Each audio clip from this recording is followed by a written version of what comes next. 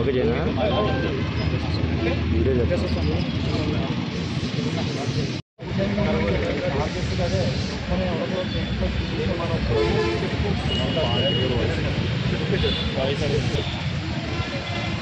చాలా ఇబ్బంది అవుతుంది కాబట్టి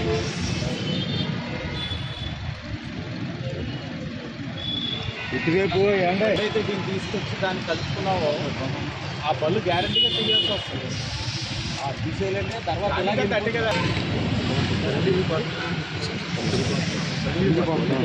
మహేంద్రవరం నడిబొడ్డున ఏదైతే చిరంజీవి పార్క్ అని పిలువబడతాదో పార్క్లో మదర్ తెరీసా గారి విగ్రహం ఉండడం శిథిలావస్థ పరిస్థితిలో ఉన్నప్పుడు మరి దాని అందరినీ కూడా అప్లిఫ్ట్మెంట్ ఇవ్వాలని ఏదైతే మన్యం పులి అల్లూరి సీతారామరాజు గారి యొక్క విగ్రహం అలాగే వెనకాల ఆయనతో పాటు పోరాడిన వారు మన్యం వీరులు వారందరి యొక్క ఏదైతే స్టాచ్యూస్ అన్నింటినీ కూడా సుమారు 11 స్టాచ్యూస్ తోటి కేవలం ఈ స్టాచ్యూస్ సుమారు 50 లక్షలు ఖర్చు పెడతా ఉన్నారు. చుట్టూ ఉన్న ప్లేస్ని బ్యూటిఫికేషన్ చేయడానికి ల్యాండ్స్కేపింగ్ చేయడానికి 70 లక్షలు అవుతా ఉంది. మొత్తం కలిపి 1,26 లక్షలతోటి ఈ పార్క్ని అంతా కూడా అప్లిఫ్ట్మెంట్ చేస్తూ ఉన్నారు. పనుల్ని ఈ రోజున పర్యవేక్షించడం జరిగింది. ఎన్డీఏ కూటమి నాయకులు అధికారులను కూడా త్వరగతిన పూర్తి చేయమని చెప్పడం కూడా జరిగింది. ఇది చిరంజీవి పార్క్గా మనం ఎప్పటి నుంచో పిలుచుకోబడతా ఉన్నాం. ఆనాడు ఏదైతే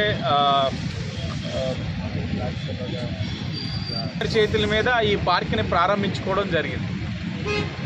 దైవేచ్ఛ ఇప్పుడు వాళ్ళ తనయుడు ఈ రోజున ఉప ముఖ్యమంత్రిగా ఈ రాష్ట్రానికి ప్రాతినిధ్యం వహిస్తున్నారు కాబట్టి ఆయన తమ్ముడు కళ్యాణ్ గారు వారి కుటుంబంతో ఈ పార్క్ని కుటుంబ సభ్యులు ఎవరో ఒకరితోటి పార్క్ని ప్రారంభించుకోవాలన్నది జనసేన నాయకులు వైసీని గారు అలాగే వారి యొక్క ఆలోచన.